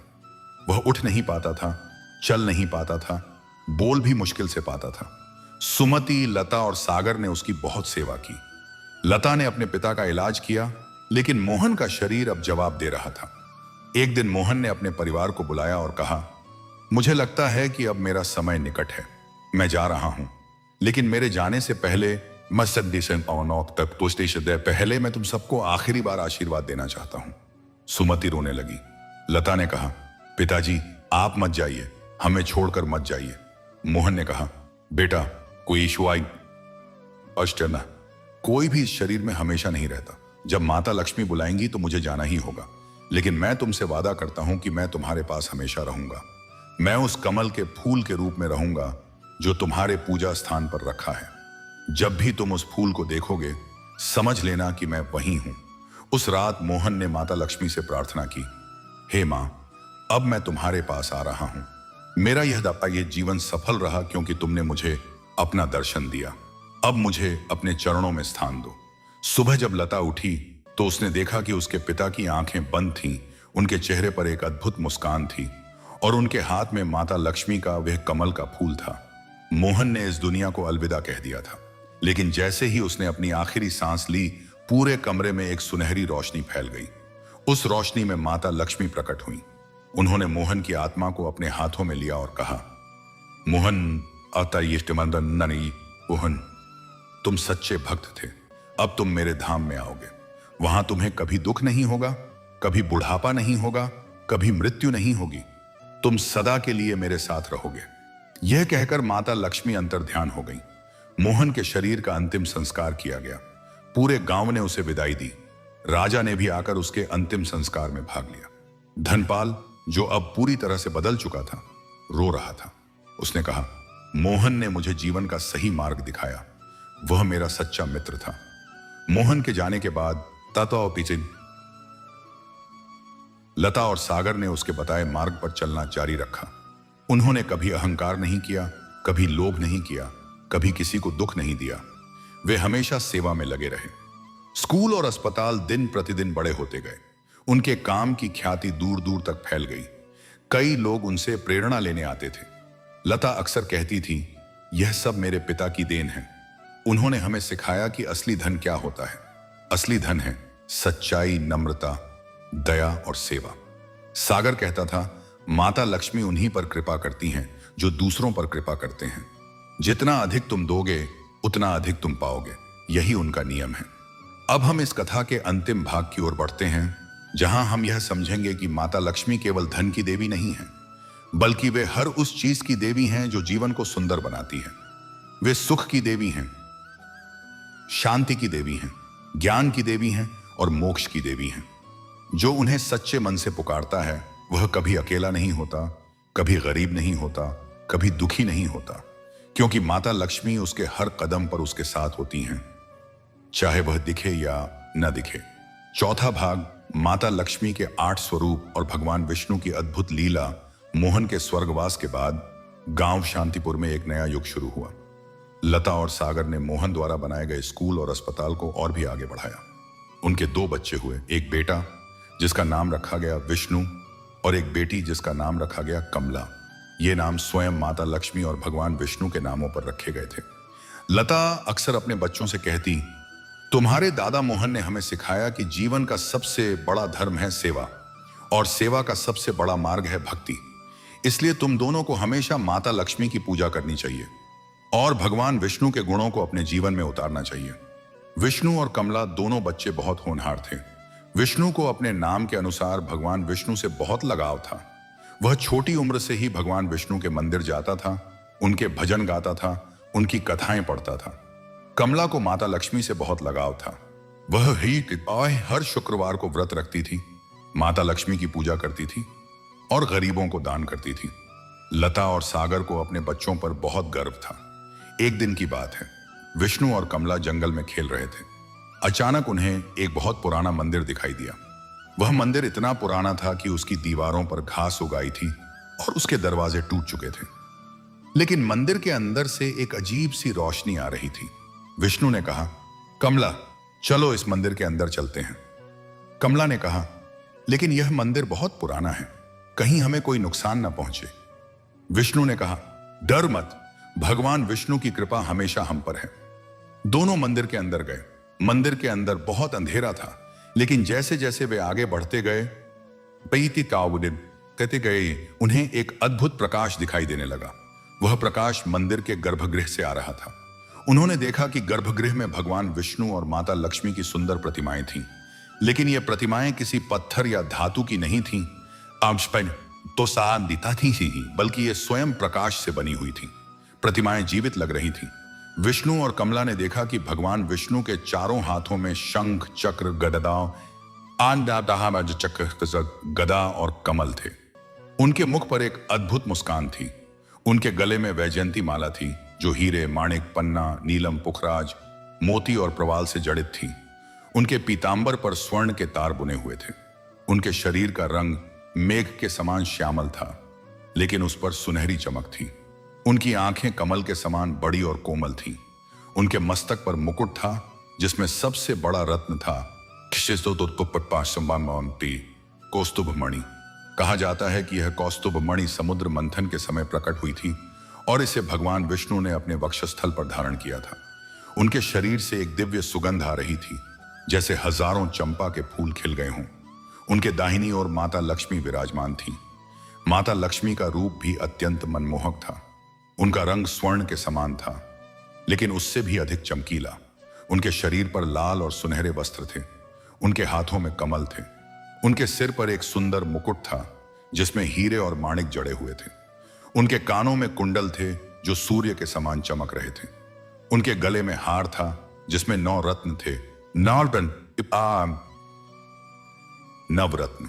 उनके चरणों में स्वर्ण की पायल थी जिनकी छन छन की आवाज मंदिर के हर कोने में गूंज रही थी। विष्णु और कमला यह सब देखकर स्तब्ध रह गए। उन्होंने देखा कि माता लक्ष्मी और भगवान विष्णु की प्रतिमाओं के सामने एक दीपक जल रहा था जो बिना तेल के लगातार जल रहा था। वह दीपक अखंड दीपक था। उसकी लौ कभी ऊपर जाती, कभी नीचे, कभी बाईं ओर, कभी कभी दाईं ओर, लेकिन वह कभी बुझती नहीं थी। तभी अचानक एक आवाज आई, बच्चों तुम कौन हो और यहां कैसे आ गए? विष्णु और कमला ने पीछे मुड़कर देखा। वहां एक बहुत बूढ़ा साधु खड़ा था। उसकी दाढ़ी बहुत लंबी थी, उसके बाल सफेद थे, लेकिन उसकी आंखों में एक अद्भुत चमक थी। साधु ने कहा, मैं इस मंदिर का पुजारी हूं। यह मंदिर हजारों साल पुराना है। मैं यहां अकेला रहता हूं और भगवान विष्णु और माता लक्ष्मी की सेवा करता हूं। तुम दोनों यहां कैसे आए? विष्णु ने साधु को प्रणाम किया और कहा, महाराज, हम पास के गांव शांतिपुर से हैं। हम जंगल में खेल रहे थे और अचानक यह मंदिर दिखाई दिया। हम अंदर आ गए। साधु ने कहा, तुम बहुत भाग्यशाली हो। यह मंदिर साधारण लोगों को दिखाई नहीं देता। यह केवल उन्हीं को दिखाई देता है जिनके भाग्य में माता लक्ष्मी और भगवान विष्णु की विशेष कृपा होती है। बताओ, तुम्हारे माता पिता कौन हैं? कमला ने कहा, हमारे पिता का नाम सागर है और माता का नाम लता है। हमारे दादा का नाम मोहन था जो माता लक्ष्मी के परम भक्त थे। यह सुनते ही साधु की आंखें चमक उठी। उसने कहा, मोहन, वही मोहन जिसे माता लक्ष्मी ने स्वयं दर्शन दिए थे? विष्णु ने कहा, हाँ महाराज, वही। साधु ने कहा, बच्चों तुम्हारे दादा बहुत महान थे। मैंने उनके बारे में सुना है। मैं स्वयं इस मंदिर में पिछले 60 साल से तपस्या कर रहा हूं और मुझे अभी तक माता लक्ष्मी के दर्शन नहीं हुए हैं। लेकिन तुम्हारे दादा को एक साधारण किसान होते हुए भी दर्शन हुए। यह उनकी भक्ति की शक्ति थी। साधु ने विष्णु और कमला को आशीर्वाद दिया और कहा, बच्चों, अब तुम दोनों को माता लक्ष्मी और भगवान विष्णु की सच्ची कथा सुनाता हूं। इसे ध्यान से सुनो। साधु ने कहा, बच्चों, भगवान विष्णु और माता लक्ष्मी का संबंध अनादि है। सृष्टि से पहले भी वे थे और सृष्टि के बाद भी रहेंगे। एक बार की बात है, जब यह सृष्टि नहीं थी, तब केवल एक परम ब्रह्म था। उस परम ब्रह्म ने अपनी इच्छा से 3 रूप धारण किए, ब्रह्मा, विष्णु और अब ब्रह्मा, विष्णु और महेश। ब्रह्मा ने सृष्टि की रचना की, विष्णु ने उसका पालन किया और महेश ने उसका संहार किया। लेकिन सृष्टि के पालन के लिए एक शक्ति की आवश्यकता थी। वह शक्ति थी माता लक्ष्मी। वे स्वयं भगवान विष्णु की वक्षस्थल से प्रकट हुई, इसीलिए उन्हें वक्षस्थल जा भी कहा जाता है। माता लक्ष्मी के 8 स्वरूप हैं जिन्हें अष्टलक्ष्मी कहा जाता है। पहला स्वरूप है आदि लक्ष्मी। यह मूल स्वरूप है जो सृष्टि के आरंभ से ही है। दूसरा स्वरूप है धान्य लक्ष्मी। यह अन्न और फसलों की देवी हैं। तीसरा स्वरूप है धैर्य लक्ष्मी। यह धैर्य और साहस की देवी हैं। चौथा स्वरूप है गज लक्ष्मी। यह वह स्वरूप है जिसमें वे हाथियों के साथ विराजमान होती हैं। पांचवां स्वरूप है संतान लक्ष्मी। यह संतान सुख की देवी हैं। छठा स्वरूप है विजय लक्ष्मी। यह विजय और सफलता की देवी हैं। सातवां स्वरूप है विद्या लक्ष्मी। यह ज्ञान और शिक्षा की देवी हैं। और 8वां स्वरूप है धन लक्ष्मी। यह धन और ऐश्वर्य की देवी हैं। इन 8 स्वरूपों की पूजा करने से मनुष्य के जीवन में सभी प्रकार की समृद्धि आती है। विष्णु ने पूछा, महाराज, हम केवल धन लक्ष्मी की ही पूजा क्यों करते हैं, बाकी स्वरूपों की क्यों नहीं? साधु ने कहा, बेटा, यह एक बड़ा प्रश्न है। लोग अक्सर केवल धन लक्ष्मी की पूजा करते हैं। क्या नहीं रहा? क्योंकि वे केवल धन चाहते हैं। लेकिन सच्चा भक्त तो सभी 8 स्वरूपों की पूजा करता है, क्योंकि धन के बिना जीवन अधूरा है। लेकिन धैर्य के बिना धन बेकार है।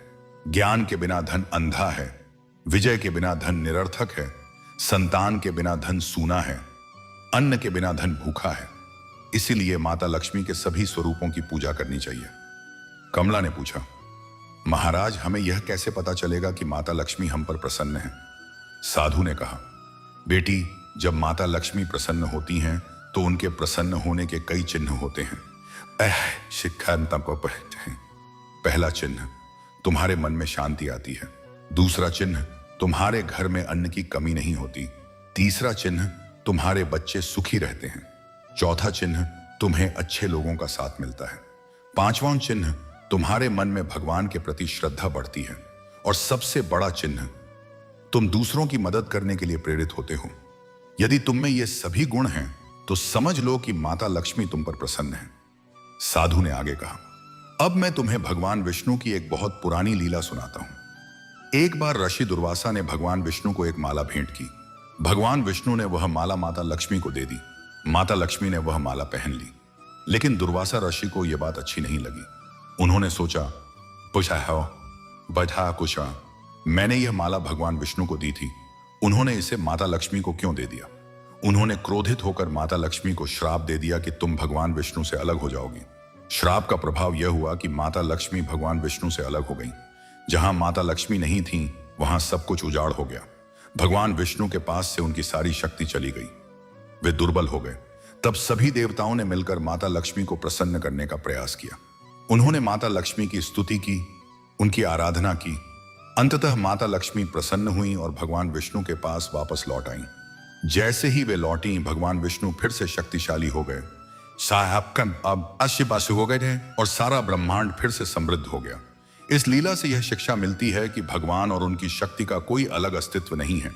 भगवान बिना शक्ति के अधूरे हैं और शक्ति बिना भगवान के। विष्णु और कमला यह कथा सुनकर बहुत प्रभावित हुए। उन्होंने साधु से कहा, महाराज, हमें भी माता लक्ष्मी और भगवान विष्णु की सेवा करनी है, हमें क्या करना चाहिए? साधु ने कहा, बच्चों, सबसे पहले तुम्हें यह समझना होगा कि सेवा का कोई छोटा या बड़ा रूप नहीं होता। एक छोटा सा दिया जलाना भी सेवा है। एक भूखे को रोटी खिलाना भी सेवा है। एक बीमार की सेवा करना भी सेवा है। एक बच्चे को पढ़ाना भी सेवा है। तुम जो भी करो वह माता लक्ष्मी और भगवान विष्णु को समर्पित कर दो। और याद रखो, कभी अहंकार मत करना। जिस दिन तुमने सोचा कि मैंने यह किया, मैंने वह किया, उसी दिन तुम सब कुछ खो दोगे। विष्णु और कमला उस मंदिर से वापस अपने घर लौट आए। उन्होंने अपने माता पिता को सब कुछ बताया। लता और सागर ने उनकी बातें सुनी और बहुत प्रसन्न हुए। लता ने कहा, बच्चों, तो इनके आया ही निश्चय कहीं हूं। तुम बहुत भाग्यशाली हो कि तुम्हें वह मंदिर दिखाई दिया और उस साधु ने तुम्हें यह ज्ञान दिया। अब तुम्हें उस ज्ञान को अपने जीवन में उतारना है। विष्णु और कमला ने प्रण किया कि वे जीवन भर सेवा और भक्ति के मार्ग पर चलेंगे। विष्णु ने अपने नाम के अनुसार भगवान विष्णु के गुणों को धारण करने का प्रण किया। उसने सोचा, बहुआ पाप मैं सोचा का। भगवान विष्णु का एक नाम है श्रीधर, जो श्री लक्ष्मी को धारण करते हैं। तो मैं भी श्रीधर बनूंगा। मैं अपने परिवार की लक्ष्मी उच्च समृद्धि को धारण करूंगा। अपने गांव की लक्ष्मी को धारण करूंगा। अपने देश की लक्ष्मी को धारण करूंगा। कमला ने अपने नाम के अनुसार माता लक्ष्मी के गुणों को धारण करने का प्रण किया। उसने सोचा, माता लक्ष्मी का एक नाम है कमला, जो कमल पर विराजमान होती हैं। तो मैं भी कमल के समान पवित्र बनूंगी।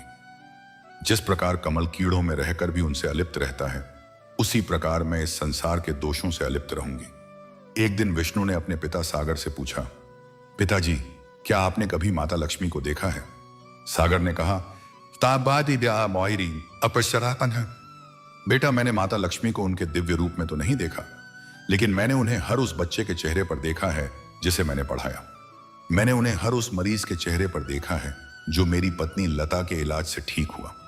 मैंने उन्हें हर उस भूखे के चेहरे पर देखा है जिसे मेरे ससुर मोहन ने खाना खिलाया। मैंने उन्हें हर उस दीपक में देखा है जो लोग माता लक्ष्मी के नाम पर जलाते हैं। माता लक्ष्मी को देखने के लिए हमें आंखें बंद करने की जरूरत नहीं है। हमें तो आंखें खोलनी होती हैं और हर जगह उनके दर्शन करने होते हैं। कमला ने पूछा, पिताजी, हम माता लक्ष्मी को कैसे प्रसन्न कर सकते हैं? सागर ने कहा, बेटी, माता लक्ष्मी को प्रसन्न करने के लिए सबसे सरल उपाय है सच्चा दिल। तुम चाहे लाखों रुपए का दान करो, लेकिन अगर तुम्हारा दिल सच्चा नहीं है तो वह दान व्यर्थ है। तुम चाहे सोने चांदी के फूल चढ़ाओ, पायम जाओ, लेकिन अगर तुम्हारे मन में श्रद्धा नहीं है तो वह पूजा व्यर्थ है। माता लक्ष्मी तो उसी की पूजा स्वीकार करती हैं जो उन्हें सच्चे मन से, बिना किसी लोभ के, बिना किसी स्वार्थ के पुकारता है। विष्णु ने कहा, पिताजी, मैंने एक कथा सुनी है कि माता लक्ष्मी का वास उन स्थानों में होता है जहां साफ सफाई होती है, जहां ईमानदारी होती है, जहां मेहनत होती है, जहां दान होता है। क्या यह सच है? सागर ने कहा, बिल्कुल सच है बेटा। माता लक्ष्मी को स्वच्छता बहुत प्रिय है, इसीलिए जो लोग अपने घर और आसपास गंदगी रखते हैं, हैं, उनके यहां माता लक्ष्मी नहीं आती। माता लक्ष्मी को ईमानदारी बहुत प्रिय है, इसीलिए जो लोग झूठ बोलते हैं, चोरी करते हैं, धोखा देते हैं, उनके यहां माता लक्ष्मी नहीं टिकती। माता लक्ष्मी को मेहनत बहुत प्रिय है, इसलिए जो लोग आलसी होते हैं, कामचोर होते हैं, उनके यहां माता लक्ष्मी नहीं रहती। और माता लक्ष्मी को दान बहुत प्रिय है, इसलिए जिसे जो लोग कंजूस होते हैं, जो दूसरों को देने से डरते हैं, उनके यहां माता लक्ष्मी नहीं ठहरती। उस रात कमला को एक सपना आया। उसने सपने में देखा कि माता लक्ष्मी उसके सामने खड़ी है। माता लक्ष्मी का रूप अत्यंत दिव्य था। वे कमल के फूल पर विराजमान थीं, उनके हाथों में कमल थे और उनके दोनों ओर हाथी खड़े थे। माता लक्ष्मी ने कमला से कहा, बेटी कमला, मैं तुमसे बहुत प्रसन्न हूं। तुमने मेरे नाम को सार्थक किया है। तुम कमल के समान पवित्र हो।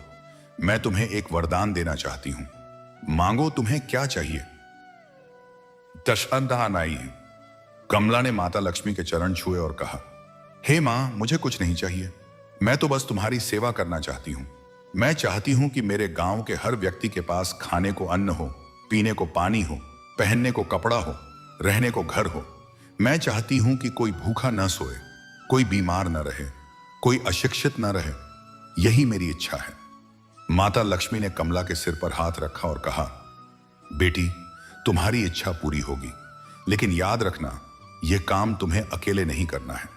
तुम्हारे भाई विष्णु, तुम्हारे माता पिता और तुम्हारे दादा मोहन की आत्मा तुम्हारे साथ है, और मैं भी तुम्हारे साथ हूं। बस मुझे याद रखना और मेरा नाम लेना। मैं हर कदम पर तुम्हारी रक्षा करूंगी। इतना कहकर माता लक्ष्मी अंतर्ध्यान हो गई। कमला की नींद खुल गई। वह तुरंत उठी और अपने भाई विष्णु के पास गई। उसने सारा सपना सुनाया। विष्णु ने कहा, बहन, यह कोई साधारण सपना नहीं है। यह माता लक्ष्मी का सीधा संदेश है। हमें अब और अधिक मेहनत करनी होगी। हमें अपने दादा के सपनों को साकार करना होगा। अगली सुबह विष्णु और कमला ने अपने माता पिता से आशीर्वाद लिया और गांव के हर घर में जाने लगे। वे हर घर गए, हर व्यक्ति से मिले, उनकी समस्याओं को समझा। उन्होंने देखा कि गांव में कई लोग अभी भी गरीब थे, कई लोग बीमार थे, कई बच्चे स्कूल नहीं जाते थे, कई बुजुर्ग अकेले थे। विष्णु ने एक योजना बनाई। उसने सोचा, हम गांव में एक बड़ा सामुदायिक केंद्र बनाएंगे जहां हर किसी को मुफ्त भोजन मिलेगा, मुफ्त इलाज मिलेगा, मुफ्त शिक्षा मिलेगी। उसने इसके लिए धन जुटाना शुरू कर दिया। उसने राजा से मदद मांगी। राजा ने तुरंत मदद का वादा किया। उसने धनपाल से मदद मांगी। धनपाल ने अपनी पूरी संपत्ति का एक बड़ा हिस्सा दे दिया। उसने गांव के अन्य लोगों से भी मदद मांगी। सभी ने उसका साथ दिया। कुछ ही महीनों में वह सामुदायिक केंद्र बनकर तैयार हो गया। उसका नाम रखा गया मोहन भवन, उनके दादा के नाम पर। मोहन भवन में हर दिन सैकड़ों लोग आते थे। वहां भोजन की व्यवस्था थी, दवाई की व्यवस्था थी, पढ़ाई की व्यवस्था थी और सबसे बढ़कर वहां माता लक्ष्मी की पूजा की व्यवस्था थी। हर शुक्रवार को वहां भजन कीर्तन होता था, कथा होती थी और प्रसाद वितरित किया जाता था। कथा के इस भाग में हम भगवान विष्णु के 10 अवतारों का संक्षिप्त वर्णन करेंगे ताकि भक्त समझ सकें कि भगवान ने समय समय पर धर्म की स्थापना के लिए किस प्रकार अवतार लिया। पहला अवतार मत्स्य अवतार। जब एक राक्षस ने वेदों को चुरा लिया और समुद्र में छिपा दिया, तब भगवान विष्णु ने मछली का रूप धारण किया और वेदों को वापस लाया। दूसरा अवतार कूर्म अवतार। जब देवताओं और असुरों ने समुद्र मंथन किया, तब मंदराचल पर्वत को स्थिर रखने के लिए भगवान विष्णु ने कछुए का रूप धारण किया। तीसरा अवतार वराह अवतार। जब हिरण्याक्ष नामक राक्षस ने पृथ्वी को समुद्र में छिपा दिया, तब भगवान विष्णु ने सूअर का रूप धारण किया और पृथ्वी को बाहर निकाला। चौथा अवतार नरसिंह अवतार। जब हिरण्यकश्यप नामक राक्षस ने अपने भक्त पुत्र प्रहलाद को मारने का प्रयास किया, तब भगवान विष्णु ने आधा मनुष्य आधा सपिया है आधि सिंह का रूप धारण किया और हिरण्यकश्यप का वध किया। पांचवां अवतार वामन अवतार। जब राजा बलि ने सारे लोगों को जीत लिया, तब भगवान विष्णु ने बौने ब्राह्मण का रूप धारण किया और बलि से 3 पग भूमि दान में मांगी और फिर तीनों लोगों को माप लिया। छठा अवतार परशुराम अवतार। जब क्षत्रिय राजाओं ने अत्याचार किए, तब भगवान विष्णु ने परशुराम का रूप धारण किया और उन अत्याचारियों का संहार किया। सातवां अवतार श्री राम अवतार। जब रावण ने सीता का हरण किया, तब भगवान विष्णु ने राम का रूप धारण किया और रावण का वध किया और धर्म की स्थापना की। आठवां अवतार श्री कृष्ण अवतार। जब कंस, शिशुपाल, दुर्योधन आदि राक्षसों ने पृथ्वी का भार बढ़ा दिया, तब भगवान विष्णु ने कृष्ण का रूप धारण किया, महाभारत का युद्ध कराया, अकपा बस्तई का अवदान दिया और गीता का उपदेश दिया। नौवां अवतार बुद्ध भाई। जब लोग हिंसा के मार्ग पर चलने लगे, तब भगवान विष्णु ने बुद्ध का रूप धारण किया और अहिंसा का उपदेश दिया। 10वां अवतार कल के अवतार। यह भविष्य का अवतार है। जब कलयुग के अंत में पाप बहुत बढ़ जाएगा, तब भगवान विष्णु कल्कि का रूप धारण करेंगे और पापियों का संहार करेंगे और सत्य युग की स्थापना करेंगे। ये हैं भगवान विष्णु के 10 अवतार। इनमें से प्रत्येक अवतार की अपनी कथा है, अपनी शिक्षा है, अपना संदेश है। विष्णु और कमला ने इन अवतारों की कथाओं का अध्ययन किया और उनसे प्रेरणा ली। उन्होंने सोचा, जिस प्रकार भगवान विष्णु ने समय समय पर धर्म की रक्षा के लिए अवतार लिया, उसी प्रकार हमें भी अपने जीवन में धर्म की रक्षा करनी चाहिए। उन्होंने गांव में एक पुस्तकालय खोला जहां लोग इन कथाओं को पढ़ सकें। उन्होंने एक भजन मंडली बनाई जो हर शुक्रवार को भजन गाती थी। उन्होंने एक नाटक मंडली भी बनाई जो भगवान विष्णु और माता लक्ष्मी की लीलाओं पर नाटक करती थी। गांव के लोग बहुत प्रसन्न थे।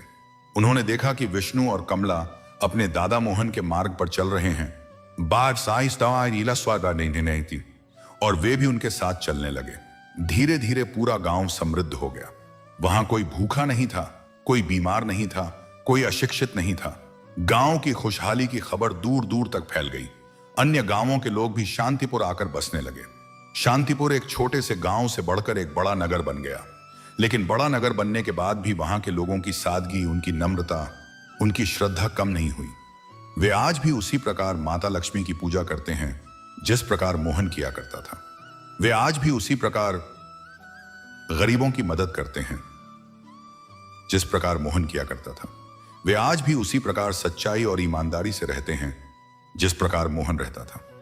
5वां भाग माता लक्ष्मी की स्तुति, 108 नाम, सभी का मोक्ष और कथा का सार। शांतिपुर नगर अब अपनी समृद्धि के चरम पर था। विष्णु और कमला ने अपने दादा मोहन के सपने को पूरा कर दिया था, लेकिन अब समय आ गया था कि लता और सागर भी इस दुनिया से विदा लें।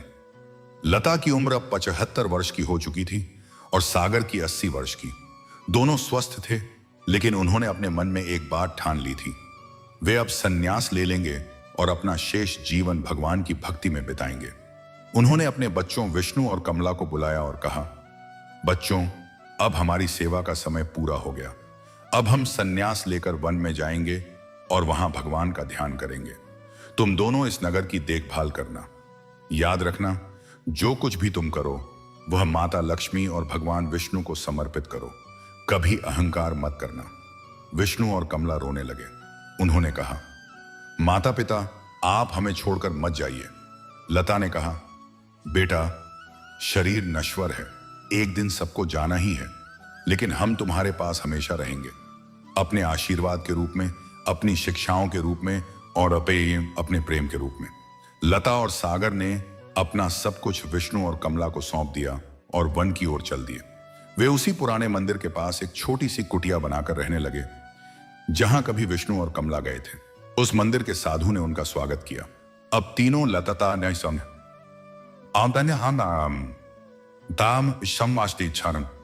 और वह बूढ़ा साधु एक साथ मंदिर में रहने लगे और भगवान की सेवा करने लगे। एक दिन की बात है, लता और सागर मंदिर में बैठे भगवान विष्णु और माता लक्ष्मी की पूजा कर रहे थे। तभी अचानक मंदिर में एक दिव्य प्रकाश फैल गया। उस प्रकाश में से माता लक्ष्मी और भगवान विष्णु स्वयं प्रकट हुए। यह उनका साक्षात स्वरूप था। भगवान विष्णु के चारों हाथों में शंख, चक्र, गदा और कमल था। उनके शरीर का रंग नीले बादलों के समान था, लेकिन उस पर सुनहरी चमक थी। उनके गले में वैजयंती माला थी और उनके वक्षस्थल पर श्रीवत्स चिन्ह था। माता लक्ष्मी उनके बाईं ओर विराजमान थी। उनका रंग स्वर्ण के समान था। उनके हाथों में कमल थे और वे अद्भुत मुस्कान मुस्कुरा रही थीं। लता और सागर ने यह दिव्य दर्शन देखा तो वे भाव विभोर हो गए। उन्होंने प्रणाम किया। भगवान विष्णु ने कहा, लता और सागर, तुम दोनों ने अपने जीवन में धर्म, अर्थ, काम और मोक्ष, इन चारों पुरुषार्थों को प्राप्त किया है। तुमने सेवा की, भक्ति की और कभी किसी को दुख नहीं दिया। तुम मोक्ष के अधिकारी हो। माता लक्ष्मी ने कहा, लता, तुम मोहन की बेटी हो और मोहन मेरा परम भक्त था। तुमने उसके गुणों को अपने भीतर उतारा है। सागर, तुमने सच्चे अर्थों में एक गुरु का काम किया है। तुमने अज्ञान के अंधकार को ज्ञान के प्रकाश से दूर किया। तुम दोनों अब मेरे धाम में आओगे। यह सुनते ही लता और सागर के शरीर से एक दिव्य ज्योति निकली और वह ज्योति माता लक्ष्मी और भगवान विष्णु में विलीन हो गई। उनके शरीर वहीं गिर गए। उन्होंने मोक्ष प्राप्त कर लिया था। उस बूढ़े साधु ने यह सब देखा। उसकी आंखों से आंसू बह रहे थे। उसने सोचा, मैंने 60 साल तपस्या की लेकिन मुझे मोक्ष नहीं मिला। उशिक्रा, जबकि इन दोनों को मिल गया। तब भगवान विष्णु ने साधु से कहा, हे साधु, तुमने तपस्या तो की लेकिन तुम्हारे मन में लोगों के प्रति प्रेम नहीं था। तुम केवल अपने मोक्ष के लिए तपस्या कर रहे थे, दूसरों के कल्याण के लिए नहीं। लता और सागर ने अपना सारा जीवन दूसरों की सेवा में बिताया, इसलिए वे मोक्ष के अधिकारी हुए। अब तुम भी उनके मार्ग पर चलो। गांव जाओ, लोगों की सेवा करो, बाने करो, तब मोक्ष मिलेगा। साधु ने प्रणाम किया और वह मंदिर छोड़कर गांव चला गया। उसने शांतिपुर में रहकर लोगों की सेवा करनी शुरू कर दी। अब वह समझ गया था कि सच्ची तपस्या सेवा है, केवल ध्यान नहीं। अब विष्णु और कमला के जीवन की बात करते हैं। लता और सागर के जाने के बाद विष्णु और कमला ने अपने माता पिता की सारी जिम्मेदारियां संभाल ली। उन्होंने मोहन भवन को और भी बड़ा बनाया। उन्होंने वहां एक विशाल मंदिर बनवाया, जिसमें माता लक्ष्मी और भगवान विष्णु की सुंदर प्रतिमाएं स्थापित की गईं। उस मंदिर में हर दिन भजन कीर्तन होता था। हर शुक्रवार को विशेष पूजा होती थी और हर महीने की पूर्णिमा को भंडारा होता था। विष्णु ने अपने नाम के अनुसार भगवान विष्णु के सभी गुणों को धारण कर लिया था। वह धैर्यवान था, न्यायप्रिय था और कभी किसी से बैर नहीं रखता था। कमला ने माता लक्ष्मी के सभी गुणों को धारण कर लिया था। वह उदार थी, दयालु थी और हर किसी की मदद करती थी। एक बार गांव में बहुत भयंकर अकाल पड़ा। 3 साल तक बारिश नहीं हुई। सारी फसलें सूख गईं। लोग भूखे मरने लगे। विष्णु और कमला ने अपने सारे भंडार खोल दिए। उन्होंने मोहन भवन में रोजाना हजारों लोगों को भोजन देना शुरू कर दिया। लेकिन जब उनका अपना भंडार भी खाली होने लगा, विष्णु चिंतित हो गया। उसने कमला से कहा, बहन बहन, अब हमारे पास भोजन देने के लिए कुछ नहीं बचा, क्या करें? कमला ने कहा, भाई घबराओ मत, माता लक्ष्मी ने कभी अपने भक्त को निराश नहीं किया। चलो आज हम विशेष पूजा करते हैं। उस रात विष्णु और कमला ने मंदिर में बैठकर माता लक्ष्मी की पूजा की। उन्होंने सच्चे मन से प्रार्थना की, हे मां, तुम जगत जननी हो, तुम अन्न, जल और धन की देवी हो। इस अकाल में हमारे गांव के लोग भूखे मर रहे हैं। कृपया हम पर दया करो, हमें अन्न दो, जल दो, ताकि हम इन लोगों की भूख मिटा सकें। हम यह प्रार्थना अपने लिए नहीं बल्कि दूसरों के लिए कर रहे हैं। जैसे ही उनकी प्रार्थना समाप्त हुई, आकाश में बादल छा गए। मूसलाधार बारिश होने लगी। वह बारिश 3 दिन और 3 रात तक लगातार होती रही। नदियां भर गईं, तालाब भर गए, भर गए, खेत हरे भरे हो गए। अकाल समाप्त हो गया। लोगों ने यह चमत्कार देखा और उनकी श्रद्धा और भी अधिक बढ़ गई। उन्होंने विष्णु और कमला को प्रणाम किया और कहा, आप दोनों सच्चे संत हैं, आपने हमारी जान बचाई। विष्णु ने कहा, हमने कुछ नहीं किया, यह सब माता लक्ष्मी की कृपा है, उन्हीं को प्रणाम करो। उस दिन के बाद से शांतिपुर में कभी अकाल नहीं पड़ा। वहां हमेशा समृद्धि बनी रही। अब इस कथा के अंतिम भाग में हम माता लक्ष्मी के 108 नामों का उच्चारण करेंगे। ये नाम भक्ति में अत्यंत महत्वपूर्ण है। इनमें से प्रत्येक नाम में एक शक्ति है, एक रहस्य है, एक चमत्कार है, पौध है। इन नामों का जप करने से मनुष्य के सारे कष्ट दूर हो जाते हैं और माता लक्ष्मी की कृपा प्राप्त होती है।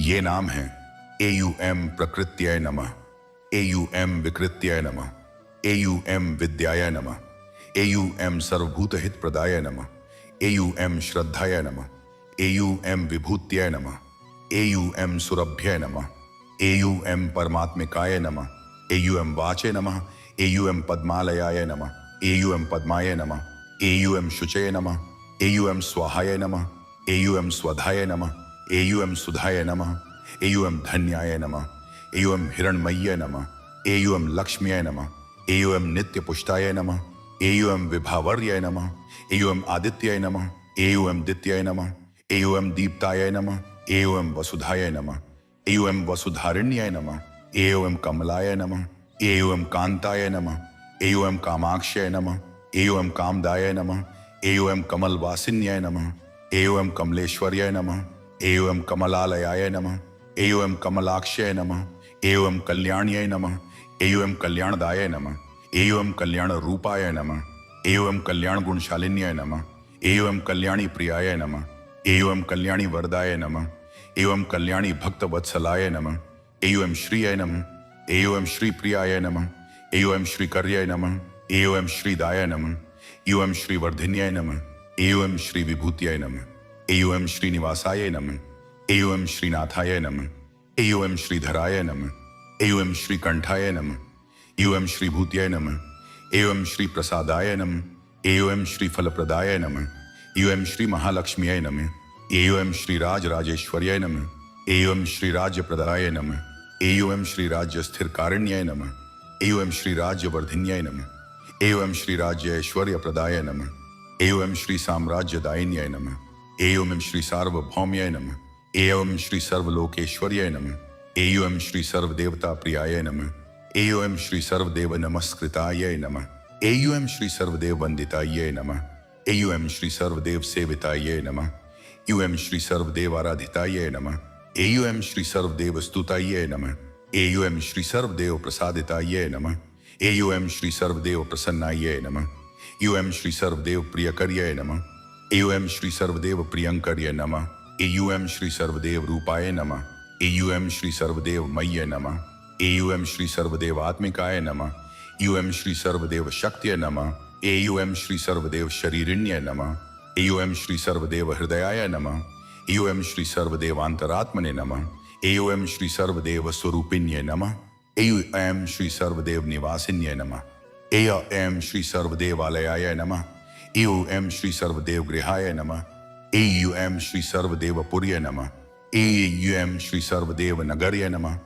एयूएम श्री सर्वदेव निकेतनाय नमः, एयूएम श्री सर्वदेव मंदिराय नमः, एयूएम श्री सर्वदेव स्थानाय नमः, एयूएम श्री सर्वदेव सद्मने नमः, एयूएम श्री सर्वदेव धामने नमः, एयूएम श्री सर्वदेव धाम रूपिण्य नमः, एयूएम श्री सर्वदेव धाम वासिन्य नमः, एयूएम श्री सर्वदेव धाम प्रियाय नमः, एयूएम श्री सर्वदेव धाम दाय नमः, एयूएम श्री सर्वदेव धाम स्थिताय नमः, एयूएम श्री सर्वदेव धाम स्थिराय नमः, एयूएम श्री सर्वदेव धाम शालिन्य नमः, एयूएम श्री सर्वदेव धाम सुंदर्य नमः, एयूएम श्री सर्वदेव धाम नोहराय नमः, एयूएम श्री सर्वदेव धाम चमत्कारिण्य नमः, एयूएम श्री सर्वदेव धाम चंद्रिकाय नमः, एयूएम श्री सर्वदेव धाम दीपिकाय नमः, एयूएम श्री सर्वदेव धाम ज्योत्स्नाय नमः, एयूएम श्री सर्वदेव धाम किरणाय नमः, एयूएम श्री सर्वदेव धाम रश्मये नमः, एयूएम श्री सर्वदेव धाम प्रकाशाय नमः, एयूएम श्री सर्वदेव धाम प्रभाय नमः,